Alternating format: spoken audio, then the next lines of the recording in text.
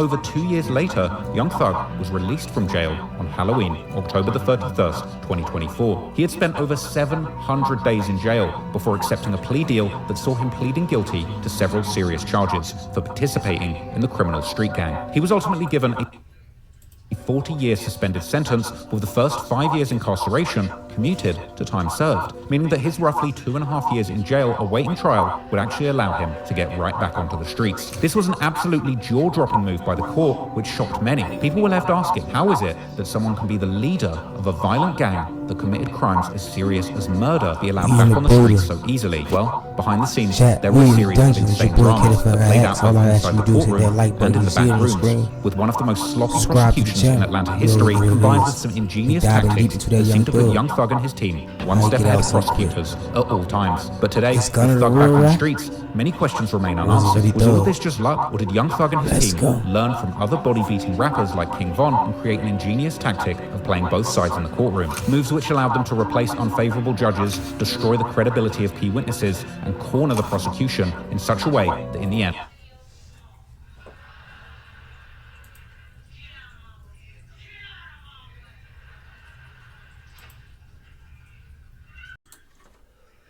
already know what you in this motherfucker, chat. And there was no way of knowing what was truth and what was a lie. For years, I and many others have wondered exactly what was going on behind the scenes and what was the true motive behind the alleged murder that nearly took Young Thug off the streets for good. Well, today, we're going to be blowing that case wide open and answering once and for all why Young Thug wanted certain people dead in his city, how him and YSL operated as a criminal organization, and how him and his team were essentially able to get away with murder in a courtroom, absolutely demolishing one of America's most high-profile district attorneys and completely robbing the family of a murdered rival of the justice that they so desperately seeked. This is the story of Young Thug, the demon in a dress. This is a story of Thugger Slack World. What it is, Thug. And for all you hating ass niggas in the comment box, slack. I feel like that's Corday or bang in his motherfucking mouth. Cause you in my comment trolling Corday, I'm trying to tell you. I see you. Jonesboro South.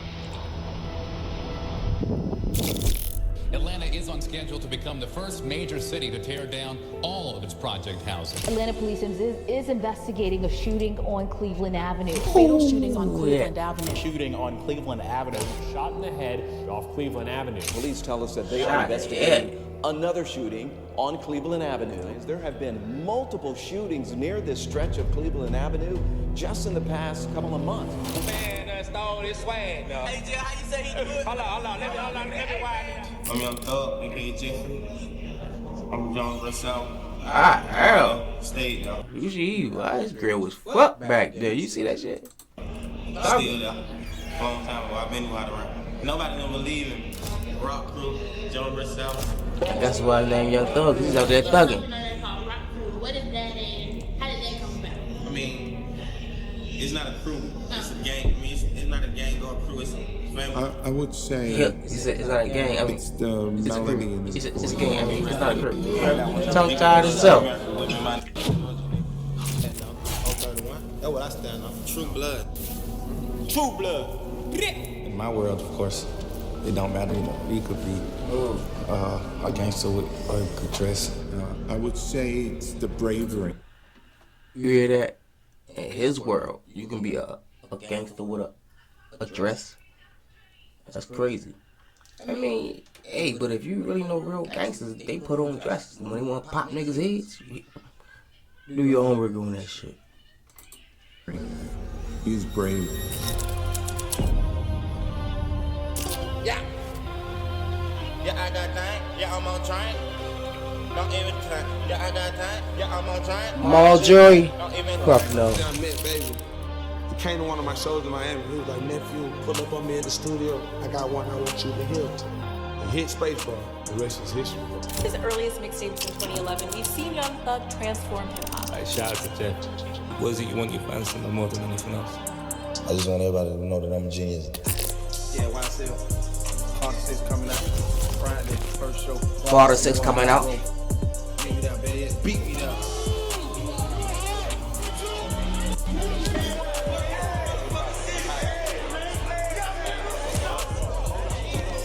Now, you're the close friend named Doc.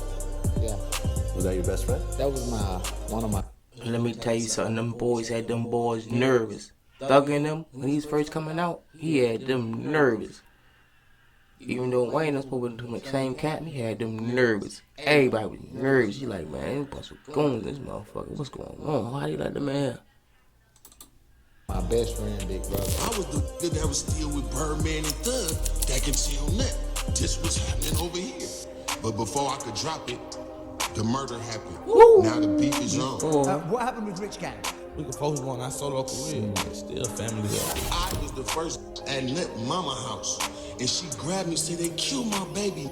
Put me on her bed and held me like he crying that they killed her son. I saw you also was tweeting at Young Thug's fiance, and he was saying that you were just trying to come at him because he's the hottest rapper. I don't think we can be like how we used to be. Right. He already did. He already just did some bullshit. A 15-year-old boy shot and killed this morning at a Southwest Atlanta apartment complex. They said the 15-year-old was a known gang member. The medical examiner says 23-year-old Shimel Drinks was killed near I-20 last night.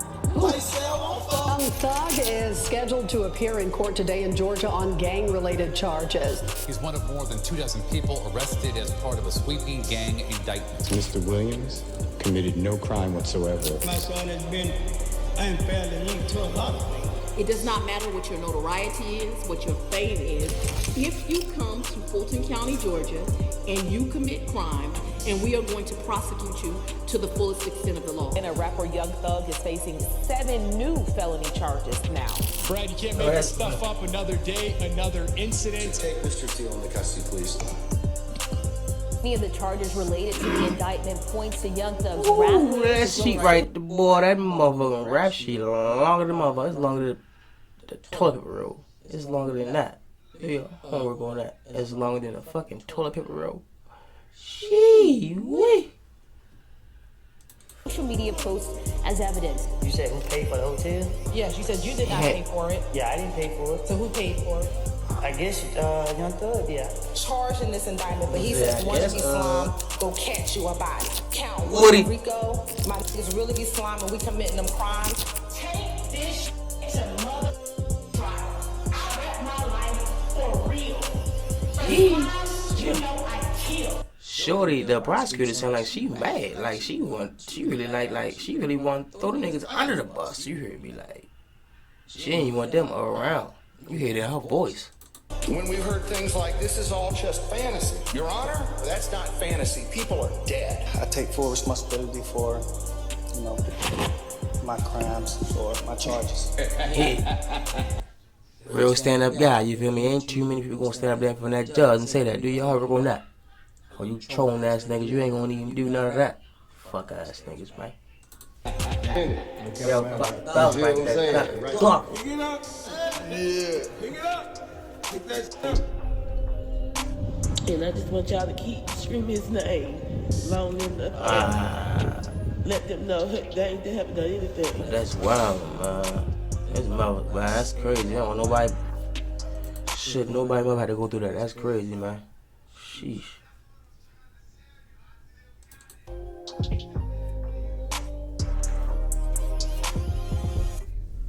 That's crazy. You see the game? To truly understand the man behind the case, we have to go all the way back to the start and take a closer look at the mean streets that made the artist that we now know as Young Thug a thug so young. Real name Jeffrey Williams, Young Thug was born on the 16th of August 1991. He was the 10th out of 11 children on his mother's side of the family, a position that undoubtedly came with its own set of challenges, particularly how the Williams family grew up in extreme poverty. Thug spent much of his childhood in Jonesboro South, also known as JBS, a rough public housing project on the corner of Jonesboro Road and Williams Road in the southeast of Atlanta, not far from the... You still in the dungeon with your boy, hit it for that X. Hit that like button. Hit that comment button. Comment. I said hit that comment button. Hit that like button. Subscribe. Get in the comment box. Share it. Everything. All above. Hey man, look. We reacting to that boy Thugger. How that man get out like that? After like 2-3 years? And YNW Melly still in there? And his rap sheet was way longer? and more evidence and more niggas telling. Hey, bro, we about to dive deep into this and let's see what's going on over there on that side. You feel me? You know, like let's get into it. Hit that like button, subscribe to the channel, share it. Let's get into it. Infamous Cleveland Avenue that Thug and his YSL set would later begin to claim. Since its opening in the 1970s, Jonesboro South was plagued by poor living conditions, and it soon became a hub for gangs, drugs, and violence, such as the tragic 2004 shootout that ended up killing a 4-year-old girl named Cedriana Rosser. When speaking with the Fader magazine about his come up in these projects, Thug would underscore just how run down and poor the conditions were where he grew up, saying how these projects were nothing but rats and roaches. As part of Atlanta's effort to get rid of all the large public housing projects in the city that had become synonymous with crime, Jonesboro South apartments were eventually closed in 2007 before being demolished in 2008. Housing Authority is pushing ahead with plans to demolish 2 public housing high-rises. Some members of the Atlanta City Council are trying to delay the demolition. They're concerned about the impact on residents of the Roosevelt Tower and Palmer House, but the authority says it's time to make way for something new. Our government should not be in the business of subsidizing poor living conditions, and we're not doing that any longer here in Atlanta. The Atlanta Housing Authority has already demolished several older public housing complexes. The city gave residents vouchers and assistance in finding new affordable housing. Atlanta is on schedule to become the first major city to tear down all of its project housing. The worst of those projects have been replaced by developments that were once unimaginable. Housing Authority contractors began the demolition on Carver homes in late 2001. That cleared the way for private he was sick to see them go, Jack. Invest in and manage. Because if you know anything about the project, the Jets, you was sick to see them motherfuckers go. Do your homework on that. The new developments at Carver and elsewhere across Atlanta. Centennial Place. It used to be Techwood, located near Georgia Tech. This is the country's first mixed-income community built 13 years ago. Poverty, the shootings, the drug abuse. 2 guys got in a fight right across in front of my house. I saw one peep his head around the corner, pow, pow, pow. It was just like you was in a movie, Western movie. Eva Davis moved into you do your homework. That's what the project's like, chat. In 1971. It wasn't long before murder and mayhem became a way of life. The 650-unit housing project was never great, but when drugs took over and gangs claimed turf, it went from bad to horrible in a hurry. They would shoot and cut and stab and kill each other. That's what they did. By 1995, the crime rate was 18 times the national average. But Thug would still seemingly remain living, or at least spending time in this area, as he and his friends would... Bro, did you hear that? 18 times the living average. That's a lot for one city, though. One little area, that's a lot. They ain't even mentioning the city. That's just one little area. Do your homework on one little area. Got that guy. Boy.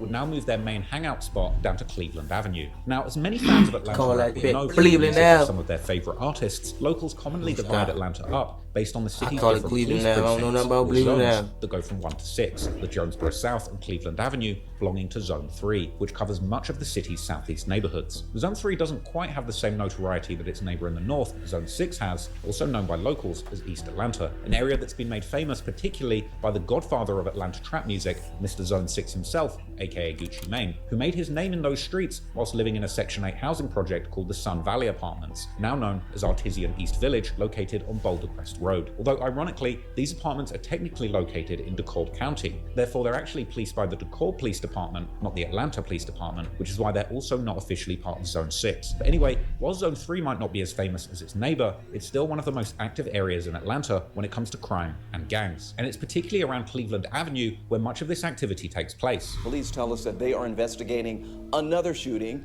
on Cleveland Avenue. We've been looking into crime around this area and realized there have been multiple shootings near this stretch of Cleveland Avenue just in the past couple of months. Atlanta police are investigating a shooting on Cleveland Avenue. Police say someone shot a person, leaving them in critical condition. Tonight, we are learning more about a fatal shooting overnight in southeast Atlanta. It happened just after 11 o'clock at an apartment complex on Cleveland Avenue.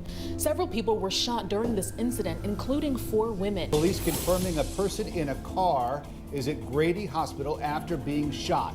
This happened near I-85 South at the Cleveland Avenue exit. Police say 34-year-old Kira Baker was found shot in the head outside American Wings and Seafood off Cleveland Avenue. And police is investigating a shooting on Cleveland Avenue. Officers tell us one victim in his 50s before you in a desert with your boy Kid for X dead at the scene. Cleveland Avenue, often called Cleveland due to its heavy blood gang affiliations, or Haiti due to how rough the area has been over the years in a comparison to the third world country. The area played a significant role in shaping Young Thug's early life. Sometime during the 2000s, Thug would allegedly get involved in a set known as Raised on Cleveland, also known as ROC or the Rock Crew. Yo. Swag jacking out here. He says swag jacking out there. Stole this swag now. Hey, Jill, how you say he do it? Hold on. Let me wind it out. Hey, Papa, get on the nigga. Hold on. My Shell say he the king of white swagging, right? Stand on one time, let these folks see what you doing now. Straight out the goddamn. Brought out right here, man. Know what I'm saying? Alright, you check him out now. Yo. He want to blow the whistle on young Christian. You don't know what? How far back in the day was that? Cause he got them big loose ass pants on and shit. Like he like, I ain't know nothing. You feel me? But that's what niggas rocking now. You feel me? Niggas be thinking all that shit be new or old. It's not new or old. It's just a fucking repeat. That's what my people told me. Right here. Blow the whistle on that right here. Nip the only take cameras, take pictures in his camera phone, and he don't gotta do it. Do what he do. Do what he do, Joe. Do what he do, Joe. When you walk up. Listen, guys, this is what he does. He's on his phone, but he's taking pictures of me at the same time. You know what I'm saying? He's taking pictures of me, man. Man, Rico ain't there like that going on. Y'all believe that? I got a bridge in Brooklyn I want to see. Yeah, we down here, they hard kicking it, man, every day. Little Monte right here, man. Rock, man. These 484, no, man. Check in with them one time. The Rock Crew would rep the color red for their affiliation to the wider blood gang, with at least some of the members repping particularly the New York-originated Money Murder, or SMM, a blood gang faction that's part of the so-called United Blood Nation, or UBN, an East Coast-originated blood gang alliance that also includes gangs like the 9 Trey Gangsters, G-Shine, aka Gangster Killer Bloods, or GKB, and the 183 Gangster Bloods. Money Murder is also known as the Two-Gun Gang, which the gang reps by throwing two guns up, making gun fingers with both hands, as Thug and other members can be seen doing in this picture. Because of their blood affiliation, the Rock Crew would also call their set RO5, replacing the C with a 5 due to their supposed hatred for the Crips, with the 5 also standing for the 5-point star, particularly the East Coast Bloods rep as a symbol for the People Nation gang alliance that originated amongst gangs in the city of Chicago, but later spread to other areas. He's somewhat accurate. I ain't gonna say he off, I ain't gonna say he on, but he's somewhat accurate, allegedly. You feel me, chat? No, that ain't true. Thug would later make extensive use of the 5-point star and a number 5 instead of letters in his Spider clothing brand as well. But anyway, the Rock Crew would also rep their set by doing the famous diamond hand sign, originally invented by Jay-Z for his Rockefeller record label, and members of the Rock Crew would also show their alliance by rocking. Let me say something else. Jay just made that famous. Niggas been throwing up rocks. Come on, you feel me? Learn that. Do your homework on that, man. Crazy.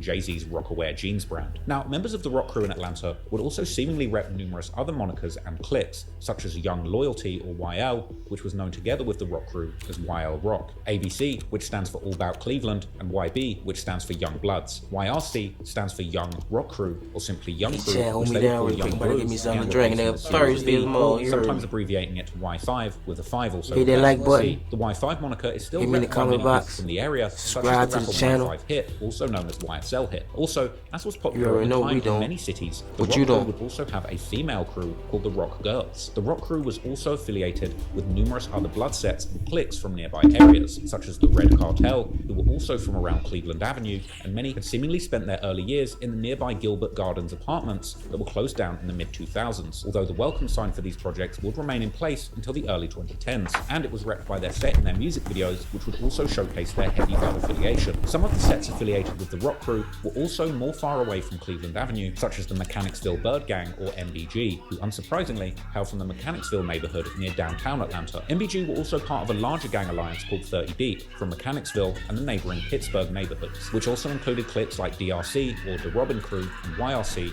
Young Robin Crew, who were raising hell in Atlanta and the nearby areas during the 2000s and early 2010s by committing numerous burglaries, robberies, and shootings. In fact, one of the key members of YSL, who later became a household name after his controversial but entertaining appearance during the YSL RICO trial, was Lil Woody. He would originally hail from 30 Deep, being allegedly part of the Robin Crew, and even writing on his Facebook in December 2009 how he had barely avoided arrest, where several other members got locked up. Hey, Woody's pretty good at avoiding getting arrested. Anyway, perhaps somewhat surprisingly, the Rock Crew was also cool with a set called ABG, or Atlanta Blood Gang, also known as Anybody Get It, who would later become some of the biggest rivals of YSL. But of course, ABG is better known for their close connection with YFN, or Young Fly N-Words, also known as YFNBC, or Young Fly N-Words About Cash, a crew who were made infamous by Young Thug's future arch nemesis, YFN Lucci, who just like Thug, has been locked up on RICO charges since 2021, with him eventually agreeing a plea deal with prosecutors and currently having a rumored release date of January 2025. But for some reason, the prosecutors in Lucci's RICO case would claim that YFN was formed as a subgroup of ABG around the mid-2010s, but in reality, YFN has actually existed at least since the late 2000s, and Lucci has seemingly been involved with the group since the very beginning. ABG and YFN hail from the Summerhill and Peoplestown neighborhoods that are located on the other side of the Interstate 85 from the Mechanicsville neighborhood of Little League. Like the name Atlanta Blood Gang, what it is, you already know what it is, White Blood Gang, just like the Rock Crew, with their main faction of the Bloods seemingly being from the Los Angeles originated Inglewood family gangster club, IFGB, also known as the IF Gang, based on the 92nd Street in Los Angeles where the gang originated from, which is often stylized as WH92P, with the 92 replacing two O's in the word whoop, a word that members commonly use to rep the gang. However, ABG used to also be closely associated with Sex Money Murder, with some of their main members, like the rapper Ola Player, repping the gang heavily. During the early 2010s, there was seemingly great unity between the blood gangs of Atlanta, with ABG members, like another one of their main rappers, Bloody J, shouting out numerous gangs, sets, and cliques on social media, such as 30 Deep, DRC, YRC, Bird Gang, Rock Crew, Y5, aka Young Crew or Brew, and Sex Money Murder. The Rock Crew and ABG were seemingly getting particularly close around 2012, as Young Thug would collaborate with them numerous times on the music side, with Bloody J, Ola Player, and Thug even releasing a song called Sex Money Murder, a straight-up anthem for their gang, whilst also making numerous appearances with each other on video. With the Bloods relatively united, their main beefs were seemingly with other gangs, such as the Rolling 60s Crips from the Thomasville Heights neighborhood. But in late 2012, a major change would take place in the Rock Crew, as some of the members would begin to rep a new set called the Young Slime Life, also known as YSL. The prosecutors would later claim during the YSL RICO trial that YSL was specifically... You already know what that is, but you can tell you what you gotta do, chat. Feed me 50K subs, you hear me? Hit that like button, hit that sub button. We in the building, chat. You in the dungeon with your boy K the fuck I X. Now look at this, man. If you in the dungeon, you on that trolling shit, get up out of here. Get up out of here right now. I ain't even with it. Cause for one, how you gonna be trolling if you got one of these in you? How you trolling if you got one of these in you? Like I gotta scroll up real quick. So, you know, I'm gonna get into that while we get into this. So let's go. Founded by three people: Jeffrey Williams, aka Young Thug, Walter Murphy, aka DK, and Trontavious Stevens, aka Slug, or Tip. However, the exact specifics of how YSL came to be is still shrouded in mystery, as the Rock Crew members weren't the only ones to rep this name, as it was also used by Sex Money Murder members associated with other sets, such as the ABG. Of course, this is not particularly surprising, given that the Rock Crew by no means came up with the name on their own, as Sex Money Murder members had at this point been calling each other Slimes for some time in Atlanta, and much longer on the East Coast, where the gang originated, with the origin of the term slime going back decades, with New York City rappers like Nori and Vado having used it at least since the early to mid-2000s, as Vado would explain to DJ Vlad in a 2010 interview. I heard you started saying slime like 5 years ago. Yeah, they're saying slime. So did you make up slime? Nah, I'm not gonna say I made it up, you know, And I'm gonna hold y'all on something real quick, chat. Like, we just said, that's no cap. I could've said you got cat in this, but yeah, that's no cap. But like, people Thug was screaming at, I mean, like I said, allegedly, them boys is already saying that before Thug was screaming at, and that's down here too, like, so I'm saying, like, what up, slime, you feel me? You already know what I'm talking about. So what it is. Someone in my neighborhood, which is G-Dog, shout out to G-Dog, he used to always say Slime. He like a big homie to my camp, so I started saying Slime. But come to find out, Nori was saying Slime. So he probably got it from Nori, but Nori the big homie, you know what I'm saying? So he the Slime father, he gave it to me. You know what I'm saying? Slime gave it to me and he's a Slime father. He got a pause on that chat. You slime in a sentence. Like give us like a slime dictionary here. Hey yo, what's going on, Slime? When you sliming through? Yo, what up with that slime you was with the other day? You know what I'm saying? Like, it could be a noun, a verb, everything. Did he have a million? Good. Nor himself, on the other hand, stated that slime was never supposed to be a gang-related term. Slime was invented. Let me tell you how slime was invented. Don Lee's is the hugest pork eater I've ever known. He eats the pigs, everything. Don Lee's came to me and said, Slime, I'm going to the store to get a pepper-dime sandwich. Pepper-dime. If anybody watch Drink Champs, you gotta know why I just laughed. This nigga Nori, yo, he's straight up fucking cool. Off the top. And he remind me, my man, met so much, yo. If you turn it in right now, bro, that's your fucking twin, you hear me? That nigga, bro. Sounded like pork to me. I said no. Come to find out, Pepperdine was a version of turkey. He comes to the studio. I said, "Oh, let me get a half." He said a version of turkey. Slime started. He said, "Slime."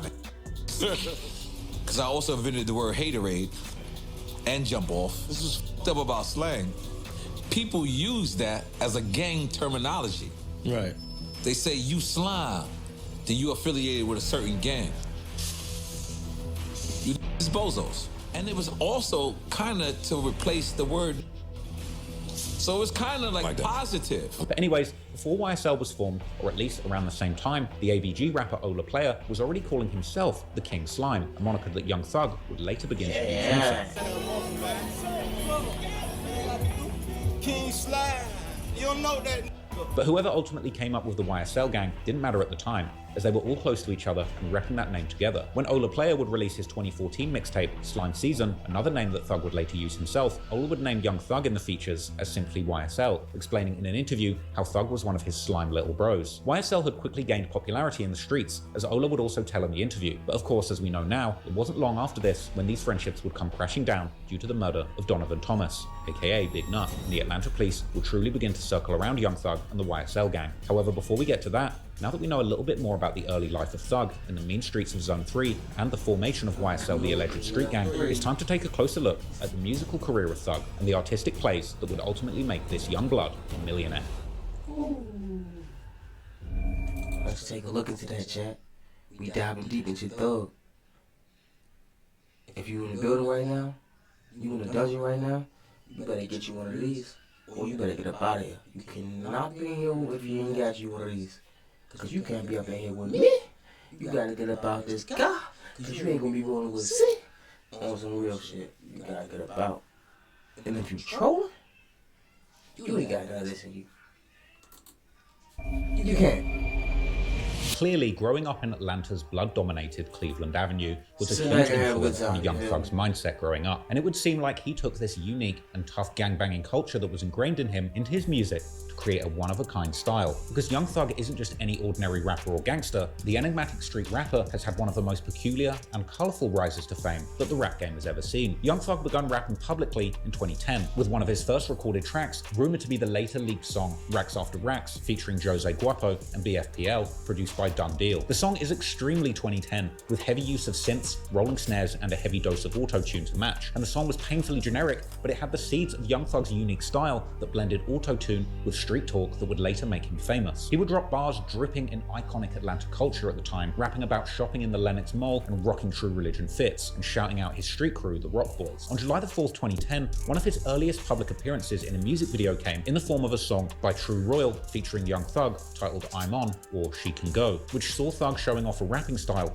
heavily influenced by Lil Wayne, comparisons that would continue for many more years into his career. The video also showed off Young Thug's diabolical crooked teeth, proving that there were clearly more guns than dentists on Cleveland Ave. But Thug's snaggle teeth did nothing to stop him from spitting hot fire, and from here he would continue to record tracks with other local artists. On December the 14th, 2010, Young Thug would collaborate with Rich Kids on the track $100 Autograph, where Thug would showcase his early flow and style heavily inspired by Lil Wayne, with a light dose of auto-tune on the track, pretty much making Thug sound like a carbon copy of Wheezy. And on the track, he would rap back-to-back bars about cooking up dope and selling rocks on his block. Now, this track was apparently an early viral hit, with commenters on YouTube actually reminiscing on hearing this track at parties in Georgia. The song itself would serve as an introduction to Young Thug in the Atlanta underground music scene, as from here his name would begin to build up a buzz locally. However, rapping didn't become something that Young Thug would take seriously until 2011, following that big bust on the Raised on Cleveland game. With the streets hot, he would refocus his attention on music with a work ethic to match. And from 2011 to 2012, Young Thug would drop numerous mixtapes, all self-released, highlighting his tough come-up and experiences with the rock crew on Cleveland Avenue. In an old interview from February the 24th, 2011, we would get an early look into Young Thug's mindset as a rising 19-year-old rapper, saying that he grew up in Jonesboro South and that he loves rapping, but nobody believed in you. Everybody, I'm sitting here with Young Thug,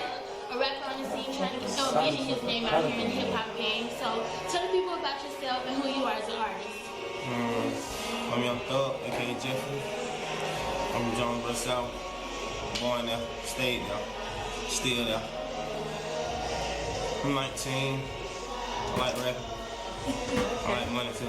I've been knew how to rap. A long time ago, I've been knew how to rap. Nobody didn't believe in me. My nigga Lil Losa believed in me. His name Losa. Shout out to Losa. I salute you. But I'm not. I like rapping. I love rapping. Thug would also touch on the meanings. Whoever Thug A&R is, reach out to me, cause you did a hell of a job on Thug like that, yo. That boy don't look nothing like that today, you feel me? That's crazy. He did a lot of work. Origins of his rock crew, accidentally slipping up and calling it his gang before backtracking and calling it his family. Rock crew, Jonesboro South. I don't even think this Thug right here is the Thug that we rock with you now. Like, it just don't look the same. Like, if we know the industry, they would do some fucked up shit like this there. One Thug is up, young kid, in and out the streets, right? Cash out of Joe. He got knocked off for a couple years. They always started some buzz. They're like, oh shit, we gotta keep this character around. That's the real Thug. That older Thug, you do not look nothing like that Thug. You can stop playing allegedly. My mom. It's something on there called Rock Crew. What is that and how did that come about? I mean, it's not a crew. It's a gang. I mean, it's not a gang or a crew. It's a family.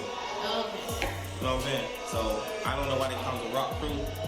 I guess that's just the name of it, ROC, but it should be ROF. You know what I'm saying? Because it's family. It's a family. And shout out to them. I love them. He would also predict that he would work with Lil Wayne and Young Money, pretty much manifesting his future career moves without realizing just how much drama he would be bringing to the crew. Okay, so what's next for Young Thug? Who should we look forward to you working with? Do music? Any mixtapes when it come out? What can we expect in 2011? Wayne, Young Money. I'm working with them. You are right now? No. Are you going to? You're going to. Yeah, Young Money. I'm coming. Thug was taking his promotional campaign for his career seriously. In fact, all the way back in April the 26th, 2011, under the handle Baked in Atlanta, Young Thug would even participate in an early Ask Me Anything thread on Reddit, telling fans who at this point had no idea who he was that he's a hip-hop artist on the verge of signing a major deal and that they can ask him anything about his life. At this point, the general population were pretty clueless that they were talking with a future legend and got to ask him pretty generic questions. One Redditor would ask how many times he mentioned clubs, expensive cars, and booze within the first 30 seconds of his songs, with Thug responding with a sense of humor, saying that everyone knows you've got to wait until at least 45 seconds to start talking about that. Thug would also go on to show his intelligence and calculated approach to making music that sells, equating making music as making a product for a certain audience, something that he's good at. He would further highlight that he doesn't do this because he loves attention, but because he has a certain skill set that allows him to get paid without the threat of doing federal time. An ironic quote that arguably wouldn't turn out to be true 11 years later. But anyway, the Reddit would continue to be fed federal, with self-snitching type questions being asked there as well. Thug, 19 at this time, would be asked what crimes he's committed, and he would openly admit to selling weed and pills until about a year ago. Young Thug would also touch on the benefits of piracy as a form of exposure, saying that he's actually happy that his music's getting out there, despite his management hating the bootleggers. Thug says that he just focuses on making music and lets management deal with the stress of legalities and royalties. Thug would also give insight into his music and marketing strategy, explaining that he started by doing a lot of collabs with emerging artists, building a strong and constant internet presence, and having a trustful street team promoting shows and appearances for him. Thug was clearly doing the most to promote himself and get his name out there in all the modern methods an artist in 2011 should have been using, and he would follow up his social media campaign with solid musical output. Thug's debut mixtape, I Came From Nothing 1, was released on June 8, 2011. An introductory mixtape to Young Thug, it had 13 tracks, and it was a tape that Complex would later describe as having a heavy influence from Lil Wayne. People commenting on this mixtape release would say that he sounds like Lil Wayne, pointing out that he even uses Lil Wayne's ad-libs and even raps in the same pattern as him. However, despite this, there were many who saw promise in Young Thug, calling him the futuristic version of Wayne. Support was also being shown for the rock crew, Cleveland Avenue, and Zone 3. Jungle, track 2, the leading single on the mixtape, talks about the tough streets of Cleveland Avenue, where people don't fumble out of experience or fear, or because they're part of the rock crew. He would also reference shooting and robbing his ops on the tape. Clearly having had experience in this kind of thing, Thug was making street music, but it seemed that since the bust on his block, he was much more focused on building a musical rather than a street legacy, rapping about these things rather than doing them. He would follow up his first mixtape with a sequel months later, and on December 2nd, 2011, Thug would release his second mixtape, I Came From Nothing 2. This 23-track mixtape had a whopping runtime of 79 minutes and had some interesting features, such as Atlanta Rap royalty Future on track 4, My Everything, where they would both rap about how expensive cars and designer clothes and the finer things in life are their everything. The song is just one of many early examples showing how fashion and style has always been incredibly important to Young Thug's artistry, and soon he would be using fashion as a cheat code to go viral over and over again. Rap Genius would describe this second installment in the mixtape series as a refinement of Young Thug's raw potential. The mixtape was different from I Came From Nothing 1, and it was evident that Thug was still finding his sound at this point. The music video of some of the songs from the tape, such as Who's On Top, featuring MPA Duke and MPA Wicked, released 2 years later, it now sits to close to 1 million views. And it saw Thug dropping bizarre but memorable creative lyrics, like how his weed smells like poop rocks. Thug was cementing his place in rap as a stylish oddball, and despite the Lil Wayne comparisons, he was slowly carving out a completely unique lane and style. And on July 4th, 2012, Thug would drop the third and final installment in his I Came From Nothing series of mixtapes, and the last entry would prove to be the most successful. Anticipation for I Came From Nothing 3, whether it was positive or negative, existed months before the mixtape would actually drop, with forums buzzing with fans ready to hear the new. Breeze, chat, you in the motherfucking dungeon with your boy K the fuck out X. Look, we in the mini series of what it is about Thug. We getting Thug in a box trial, and the whole thing about Cleveland Avenue. Cleveland Avenue. We getting into it. So hit that like button, hit the subscribe button. And I ain't about to sit right here with the thing with pause. If you somebody hit that like button, or sit right hit the subscribe button. I do it like that. You been into part 1. You can let you part 2, because this motherfucker is 4 hours, chat. 4 hours. I'm like, yeah, we cannot put on 4 hours right now. But we gonna tell. And 5 serious. You feel me? Hit the like button, hit the subscribe button, share it. Feed me 50K, chat. That's all I'm asking you to do. I mean, hit me in the comment box. Tell me what you think about Cleveland Avenue. I keep saying that shit. Cleveland Avenue. Let me know what you think about Thug and them boys down there. Let me know what you think about Leachy and them boys down there. You feel me? Hey, look. Like I said, what it is. What it is, YNF. What it is, Lucci? Our boys know me down there. Like, what it is. Anyway. Let me know what you think about this. About to get into a part 2. You already know how we do. Keep your skrill over here, all real, 100 authentic, all the time. Man, hit that like button, hit the subscribe button. We in a dungeon, you hear me? You in here with your boy K the fuck IX. Let's go. Yeah, I got time. Yeah, I'm on time. Got I been fine. Don't even think. Yeah, I met Baby. He came to one of my shows in Miami. He was like, nephew, pull up on me in the studio. I got one I want you to hear. And hit Spacebar. The rest is history. His earliest mixtapes in 2011, we've seen Young Thug transform hip-hop. Like, shout out to Jeff. What is it you want your fans to know more than anything else? I just want everybody to know that I'm a genius. Yeah, YSL. Concerts coming out.